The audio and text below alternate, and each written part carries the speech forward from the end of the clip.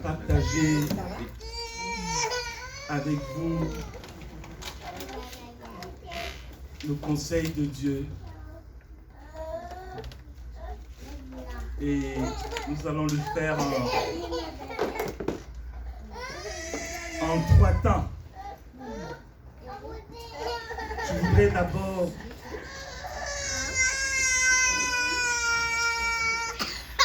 voudrais d'abord rendre grâce à Dieu parce que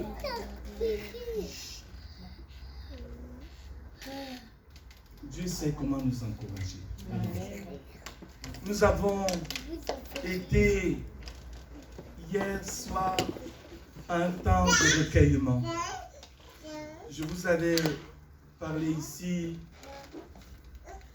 du décès d'un jeune homme, le fils du pasteur Bambayi, Pierre, qui est actuellement celui qui a pris en charge l'œuvre de Dieu au Cameroun, en tout cas au sein de la famille d'église dont nous sommes issus. Et son fils est décédé de manière tragique à Paris. C'est un garçon qui avait grandi dans la foi chrétienne, qui faisait partie de l'école même du dimanche, qui a reçu des bases, mais qui s'en est éloigné. Et dans cet éloignement, je ne sais pas dans quel état il est parti, mais ces choses sont aussi là pour nous dire attention, on ne se moque pas. Lorsque nous recevons l'enseignement de Dieu dans nos vies, lorsque Dieu nous parle, Dieu nous avertit, Dieu nous challenge, et que peut-être nous nous entêtons, ou que sais-je, nous continuons à suivre des voies qui sont parallèles,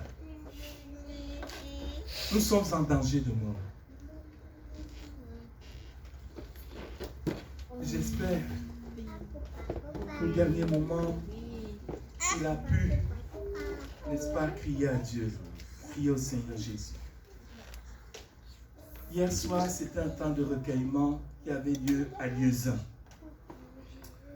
organisé par sa tutrice et nous, puisque c'est un garçon qu'on connaissait. Ma mère Na, c'était le chouchou de la maman de ma mère Na, qui l'a élevé. C'est un garçon qui, à l'âge de 2-3 ans, jouait déjà la batterie dans l'église. Hier soir, les amis étaient là, la tutrice, beaucoup d'amis, les familles qu'il a côtoyées aussi, puisqu'il laisse aussi derrière lui plusieurs enfants. Nous avons conduit ce temps de recueillement selon ce que Dieu nous a mis à cœur, les chants, mais aussi l'annonce de la parole de Dieu. J'allais demander au frère Amédée de nous accompagner. Et j'ai apporté le message de la parole de Dieu selon ce que Dieu m'avait mis à cœur. Pour ceux qui étaient à la levée de corps de notre sœur qui est auprès du Seigneur, vous avez pu entendre comment Dieu m'avait utilisé.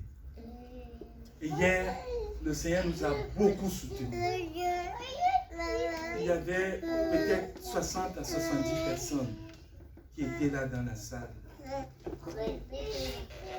et qui étaient tout tués pour écouter le message que Dieu donnait.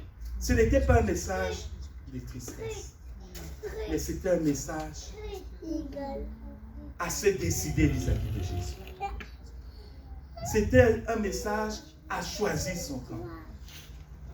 Et l'onction du Saint-Esprit était tellement présente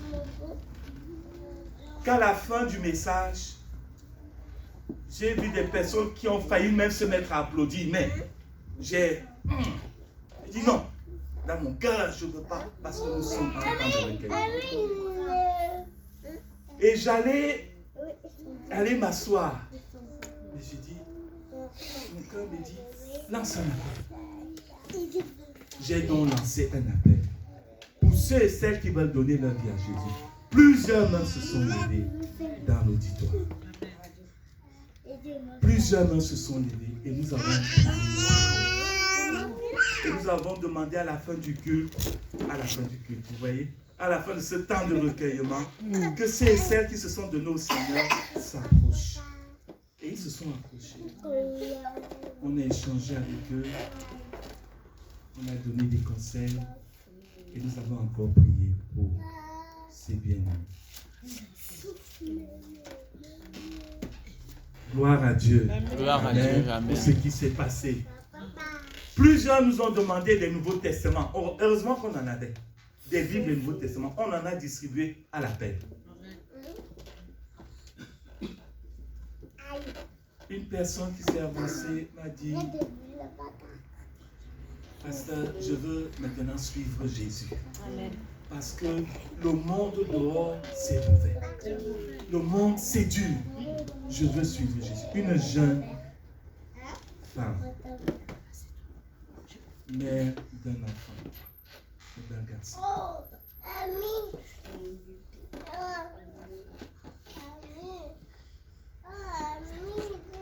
Je vais laisser le frère Amédée partager quelques paroles avec nous. Ensuite, je vais reprendre la parole. Soyez indulgents vis-à-vis de lui. Il va nous dire ce qu'il a dans le cœur de la part du Seigneur. Amen. Amen. Que Dieu le bénisse. Amen.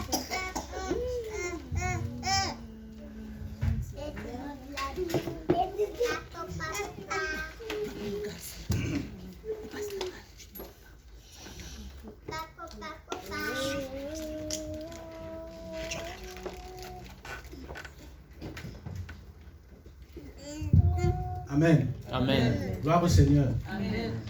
Avant de partager ce que j'ai dans le cœur, j'aimerais qu'on baisse la tête et qu'on prie. Amen. Amen. Excellent Père de grâce, nous venons cet après-midi te bénir, te rendre grâce Père pour ton amour, pour ta grâce et ta bonté dans nos vies. Père, si nous sommes encore debout, Père, c'est ta miséricorde. C'est ta grâce qui a voulu que, oh Dieu de gloire, nous t'aidions. Père, nous étions hier à un deuil et nous avons vu que nous sommes éphémères. Nous sommes faibles et frêles. Et c'est toi qui disposes ces moments, Seigneur, pour que ça nous rappelle, Seigneur, d'où nous venons. Ça nous rappelle et nous allons aller, Seigneur. Afin que nous puissions préparer nos vies, au Dieu de gloire, pendant que nous sommes vivants, à ton avènement, Seigneur. Père Saint, béni sois-tu, parce que tu dis que, oh Dieu de gloire, il y a plus de personnes qui enseignent ta parole. Merci Seigneur, parce que, oh Dieu de gloire, ce que tu as mis dans mon cœur, tu permets que je le transmette exactement comme tu le veux, au nom de Jésus. Amen. Amen. Amen. Amen. Il y a de cela 2 semaines aujourd'hui, la dernière évangélisation que nous avons eue à la gare de Jésus. Et pendant qu'on était en train d'évangéliser, nous étions nombreux, le pasteur Joseph, maman Anna, j'étais là, et le frère André est venu après, et le frère Angèle est venu. Pendant qu'on évangélisait, parce qu'on a touché beaucoup de gens et on a fait des expériences. Ça veut dire qu'on a pu parler aux gens, les gens étaient réceptifs, ils écoutaient ce qu'on disait et on a rencontré plusieurs personnes. Et après, j'ai relâché comme ça, de manière spontanée. À un moment, il m'avait dit, l'évangélisation qu'on fait ici contribue à notre croissance. Amen. Amen. Je veux dire que si un chrétien n'évangélise pas, il ne va pas croître dans le Seigneur. Et pendant que je réfléchissais, quand je suis rentré, j'ai médité dessus et ça m'a encore refait revenir sur la parole qui a été donnée en début d'année. Ancre ta vie Ancre ta vie dans Le Seigneur. le plan de Dieu. Et le pasteur ici en avait expliqué que le fait d'ancrer sa vie, c'est qu'il faut laisser l'amas. C'est un amas qu'on plante comme ça dans le bateau, qu'on laisse pour stabiliser le bateau. Parce que normalement, le bateau a besoin d'être stabilisé quand il arrive au port. Il a besoin d'être stabilisé. Parce que s'il n'est pas stabilisé, vous allez voir qu'à un moment donné, il va bouger. Il va aller dans un autre sens. Amen. Et au travers de ça, l'Esprit de Dieu a commencé à m'enseigner, à me faire voir. Et j'ai dit au pasteur hier que pasteur, j'avais quelque chose à dire. Il m'a dit que ça tombe bien, que tu vas parler. Amen. Amen. C'est comme ça que je suis devant vous. Amen. Donc je vais partager sur ancre ta vie dans le plan de Dieu. Amen. On va lire Colossiens chapitre 2, versets 6 à 7.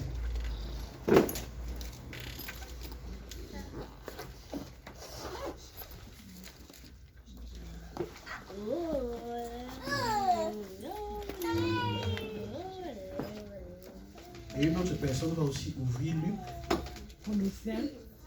Colossiens chapitre 2, versets 6 à 7.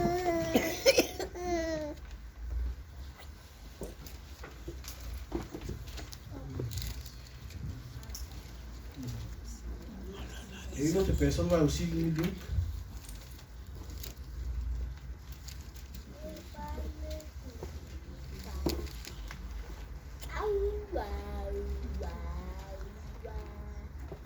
Quelqu'un a Colossiens qui commence à lire. Amen.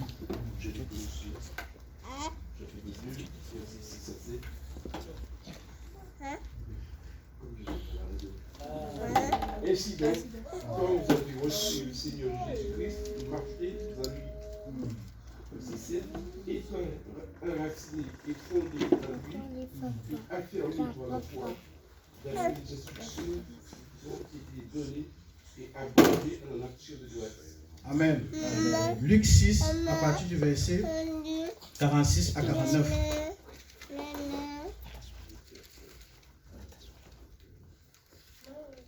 Celui qui a pourquoi m'appelez-vous Seigneur, Seigneur, et ne faites-vous pas ce que je vous dis? Oui, c'est ça. Je vous montrerai à qui est semblable tout homme qui vient à moi, Amen. entend mes paroles et les met en pratique. Il est semblable à un homme qui, bâtissant une maison, a creusé profondément et a posé le fondement sur le roc. Une inondation est venue et le torrent s'est jeté contre cette maison sans pouvoir l'ébranler parce qu'elle était bien bâtie. Mais celui qui entend et ne met pas en pratique est semblable à un homme qui a bâti une maison sur la terre sans fondement. Le torrent s'est jeté contre elle, aussitôt elle est tombée et la ruine de cette maison a été grande. Amen. Amen. Amen. Voilà deux versets, c'est vrai que je vais donner d'autres. Voilà deux versets que le Seigneur donne pour que nous puissions ancrer nos vies dans le plan de Dieu. Amen. Vous savez, la vie chrétienne n'est pas quelque chose de facile. Et c'est même un miracle qu'on devient enfant de Dieu. C'est le plus grand miracle qui existe sur la terre. Et dès lors que nous sommes devenus enfants de Dieu, nous sommes appelés, comment dire, à grandir. Nous sommes appelés à devenir des personnes matures. C'est un investissement que Dieu a fait dans nos vies. Pour qu'au travers de cet investissement-là, qu'est-ce qui se passe? Nous puissions gagner d'autres personnes au Seigneur pour que le royaume puisse s'étendre. Amen. Amen. Donc, quand je pensais à ça, qu'est-ce qui s'est passé? Je voyais comment, au travers de l'évangélisation, parce que quand on évangélise, il y a beaucoup de choses qui peuvent se passer dans le monde et qu'on ne voit pas. La Bible dit par exemple que heureux les pieds de ceux qui partent annoncer l'évangile. Maintenant, comme on ne touche pas ça naturellement, on se dit, bon, voilà, il n'y a pas. Mais pendant qu'on part évangéliser, on est confronté à beaucoup de situations qui fait en sorte que la grâce de Dieu, que Dieu a mise en nous, se déploie pour que Jésus se glorifie. Amen. Amen. Donc, si nous ne nous levons pas pour, comment dire, pour évangéliser, pour aller gagner les âmes, parce que La Bible nous dit que dans Jacques, c'est avec jalousie que Dieu chérit l'esprit qu'il a mis en nous. Donc il a mis l'esprit en nous, pas pour que ça vienne dormir en nous, mais pour que nous puissions, comment dire, l'exercer, l'amener à se déployer, pour que la gloire de Dieu puisse être manifeste. Parce que quoi? Parce que, je nous dis, frère, ça fait peur. Chacun d'entre nous va rendre compte de l'investissement que Dieu a mis dans sa vie. Chacun d'entre nous, sans exception. Et c'est pourquoi si nous ne prenons pas conscience, non seulement du fait que nous sommes devenus des enfants de Dieu, et que Christ vit en nous, et qu'il veut se déployer, bien aimé, rien ne va se passer dans notre vie. On ne pourra même pas jouir de la grâce de Dieu. Parce que pour jouir de la grâce de Dieu, il faut faire la volonté de Dieu et obéir à ce que Dieu dit. Parce que Dieu ne met pas sa grâce à la disposition de quelqu'un qui ne veut pas le servir. C'est pour ça que vous voyez dans le corps de Christ, il y a des chrétiens opportunistes. Ils viennent, on prie pour eux. Après, qu'est-ce qui se passe? Quand Dieu exauce, ils disparaissent de l'église. Ça ne marche pas comme ça avec le Seigneur. Quand Dieu fait quelque chose pour nous, c'est pour que nous puissions, comment dire, nous tourner davantage vers lui et voir que le Seigneur veut nous utiliser. Parce que ce qui réjouit Dieu, comme Luc le dit, la Bible dit qu'il y a de la joie dans le ciel quand une âme se répand. Pas quand on a trouvé le travail, ou bien quand on a augmenté notre salaire, ou bien quand on a plusieurs maisons, ou bien, non, on dit qu'il y a de la joie dans le ciel. Ça veut dire que le ciel est en mouvement. Ça veut dire que le ciel est en mouvement parce que il y a une personne qui s'est tournée vers Dieu. Amen. Dieu un jour, j'étais ici, le Seigneur a parlé dans mon cœur, j'ai eu peur. Il me dit que les hommes périssent et vous cherchez à être riches. Ça m'a fait reculer. J'ai dit, mais Seigneur, oui, c'est pour ça que quand... Bon, c'est vrai que c'est une habitude que moi j'ai déjà. Ça veut dire que quand il s'agit de l'œuvre de Dieu, même si il dit, on va. On part. Il n'y a pas de raison. On va seulement. Parce que ce n'est que comme ça que même des problèmes de démons, des problèmes de paresse, des problèmes même de délivrance dans nos vies, nous allons recevoir ça pendant que nous sommes évangélisés. Le problème même de notre appel ministériel, ça veut dire si tu veux savoir si tu es pasteur, évangéliste ou prophète ou ceci, pendant que tu seras en train d'évangéliser, ça va se manifester. Sans ça, il n'y aura rien.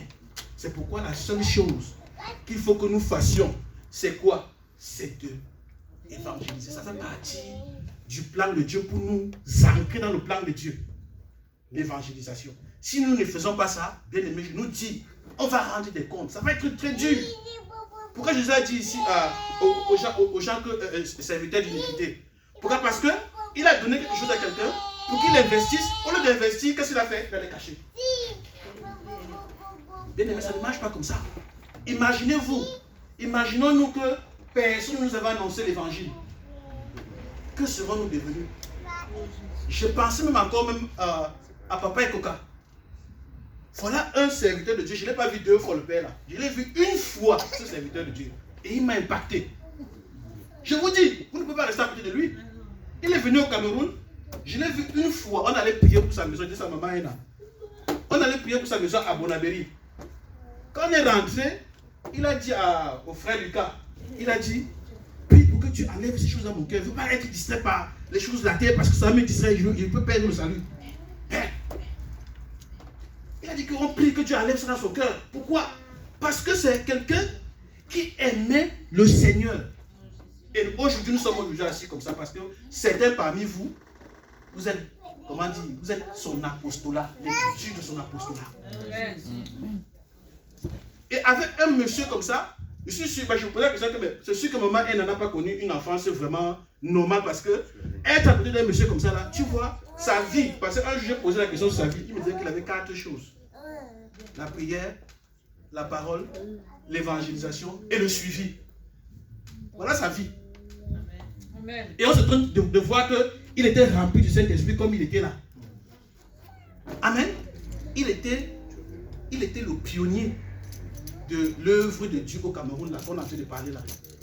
Tu vois qu'il a travaillé de telle sorte que vous, aujourd'hui, Anne-Laure et Daniel, vous êtes bénis.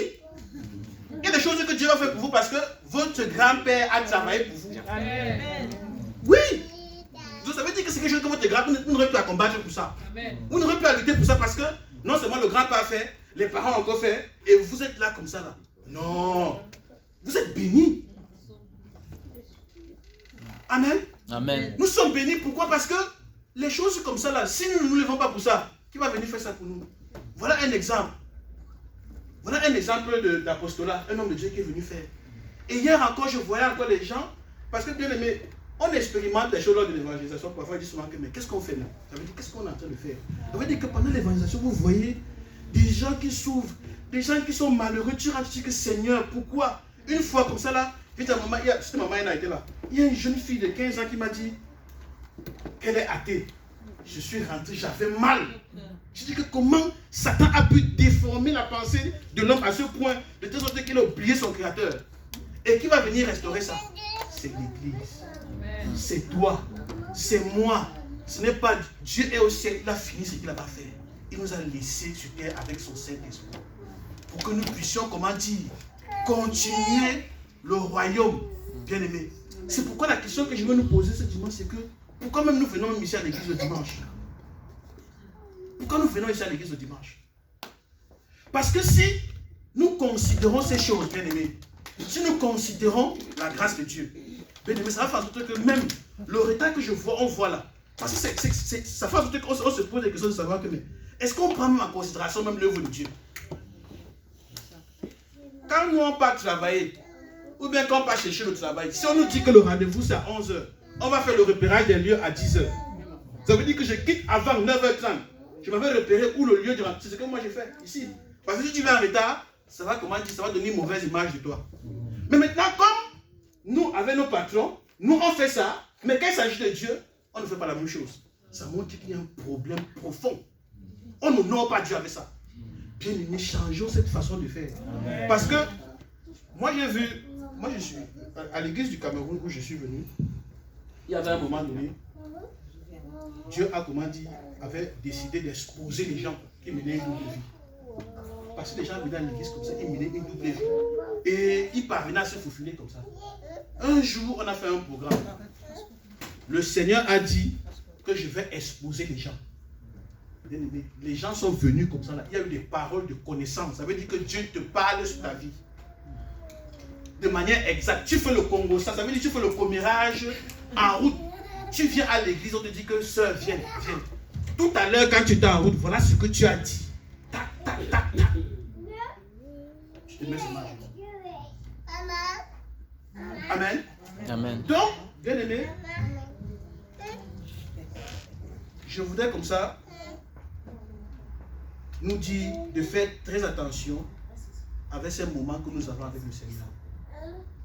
Pourquoi? Parce que si nous ne considérons pas la grâce de Dieu, ce glorieux privilège qu'on a à se réunir ici, pour, comment dire, pour servir Dieu, on ne doit pas venir à 16h pour commencer le culte. Non.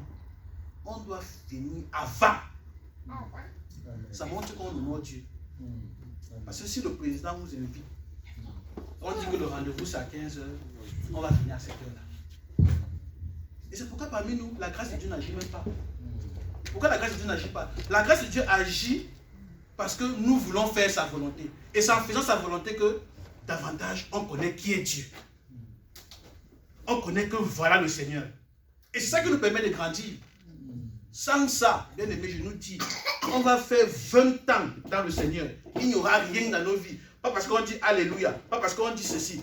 C'est rien, c'est zéro devant Dieu. Le royaume de Dieu, ce sont des principes. Ce sont des principes. C'est le B à bas. Ça veut dire, si on te dit, il faut venir, tu viens à l'heure, tu viens.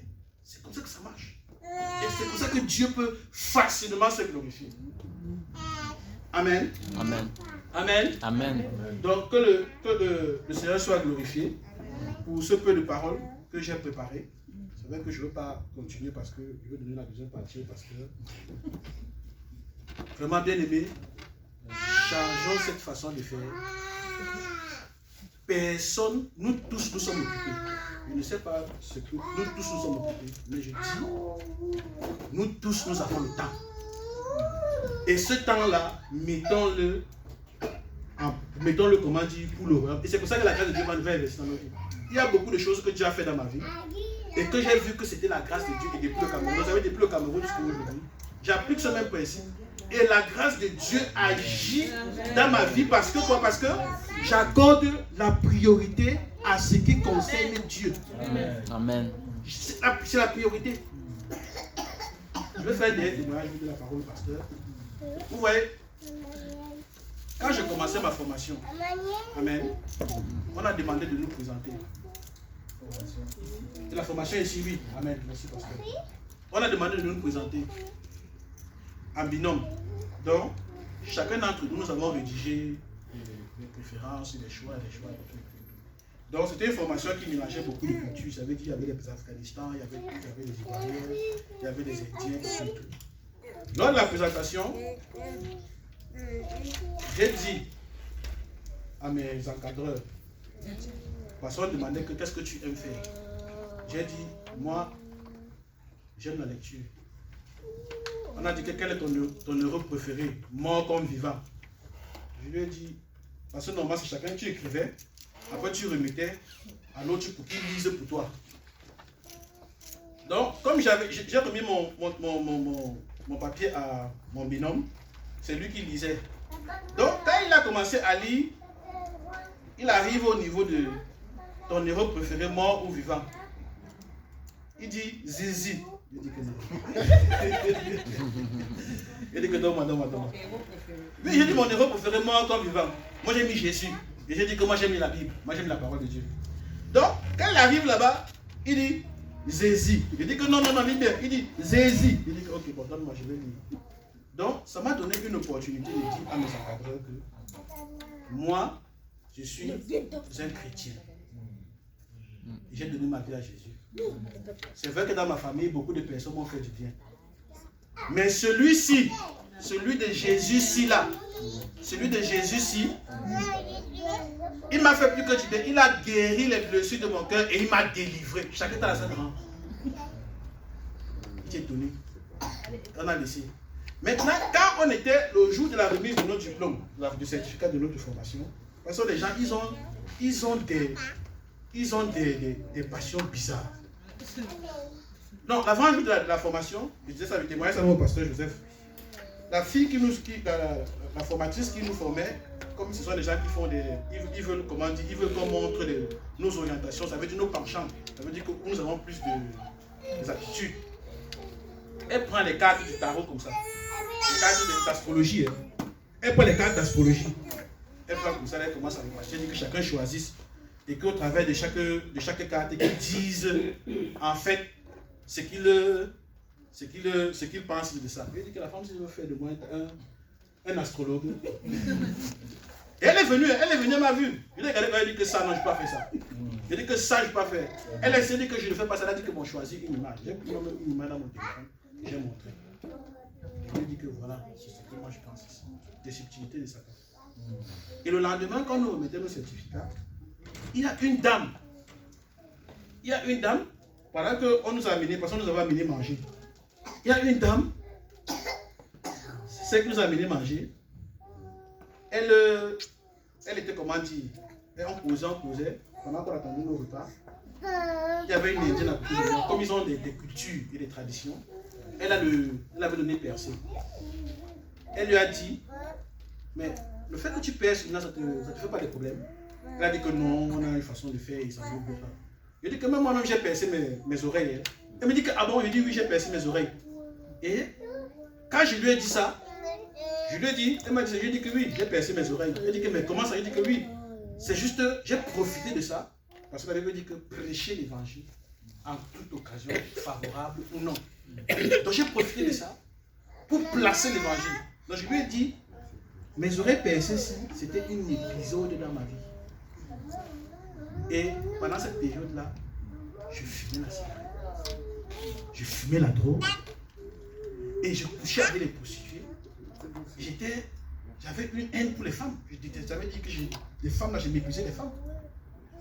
Et je lui ai dit, je ne sais pas dans quelle religion tu es, peu m'importe, mais moi, ce que moi je sais, c'est que dans le cœur de chacun homme, Dieu a laissé un vide que seul lui, il peut combler. Et qu'aucune religion ne peut combler ça.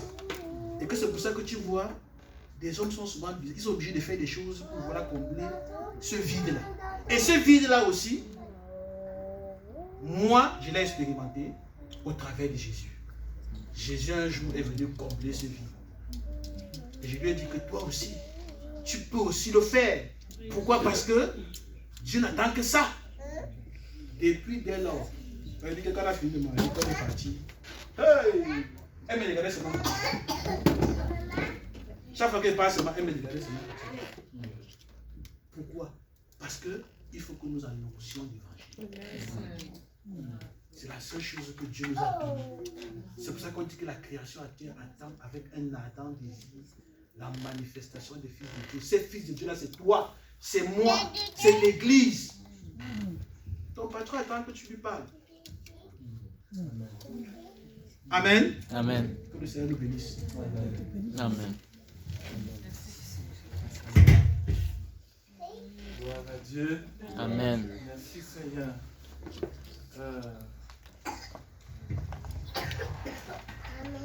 Si c'est moi qui vous avais parlé,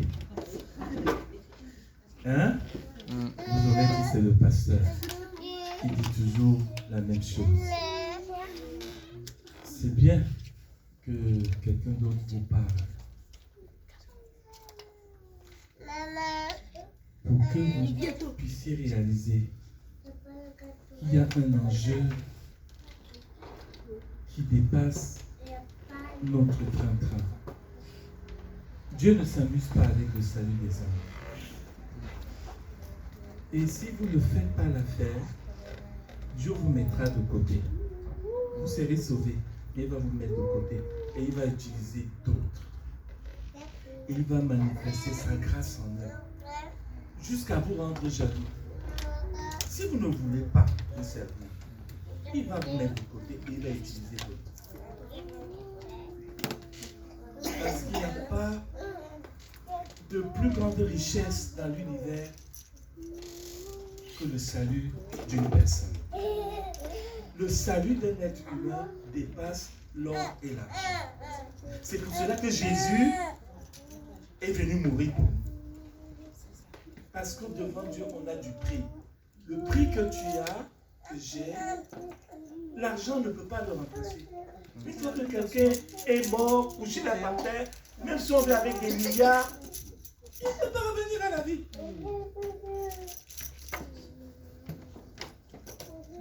Que Dieu nous aide à prendre vraiment en considération ce cri qui a été exprimé cet après-midi. C'est le cri qui est dans le cœur de Dieu. Il est pour toi. Il est pour moi.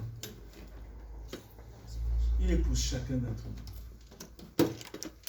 Depuis le début de l'année, à combien de personnes as-tu parlé de Jésus?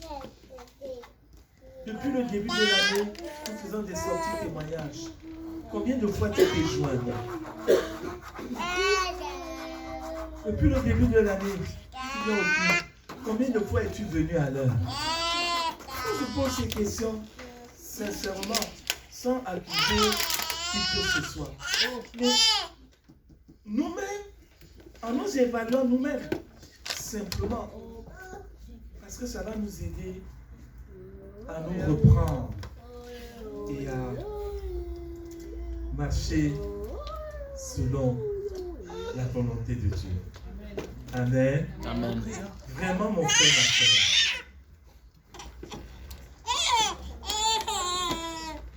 Je voudrais t'encourager. Prends ces choses à cœur. Si tu ne veux pas servir, on te laissera tranquille. Je te le dis vraiment, on va le faire. Pour que Dieu lui-même te chauffe. Je le dis avec mes mots. Mais c'est maintenant ma prière devant le Seigneur. Parce que plusieurs parmi vous, Dieu nous parle de vous, Dieu révèle la vie. Plusieurs étaient chauds quand il y a des problèmes. Maintenant qu'ils n'ont plus de problème, ils vivent tranquilles. Non pas comme ça. Continuons à chercher Dieu ensemble. Continuons à chercher le Seigneur ensemble. Amen. Amen. Est-ce qu'on peut prier? Parce que je ne vais pas rajouter autre chose. Après ce message, je veux que cela reste dans ton cœur, dans mon cœur. Quand je vois comment le Seigneur a touché les cœurs hier, je me rends compte que les priorités de Dieu, c'est le salut des âmes. C'est ça, il aime beaucoup ça. Et c'est juste. Alors nous ayons aussi les mêmes priorités. Est-ce qu'on peut se lever, frères et sœurs? Est-ce qu'on peut se lever?